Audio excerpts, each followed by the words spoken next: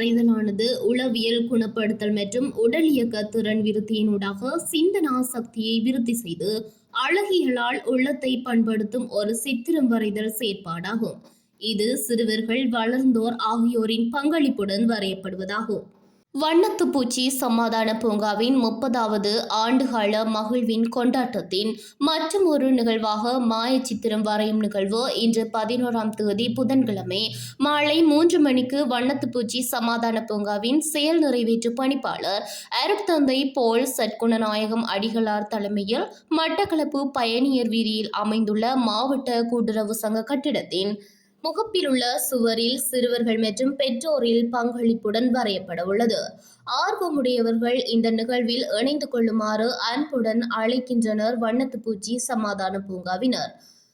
அத்துடன் அடுத்த தலைமுறைக்கான அமைதியான வாழ்வை கட்டியெழுப்ப மகிழ்வான குடும்பம் எனும் தலைப்பில் வீடுகளிலும் மாயச்சித்திரம் வரைவதற்கு வண்ணத்துப்பூச்சி சமாதான பூங்காவினர் ஆயத்தமாக உள்ளனர்.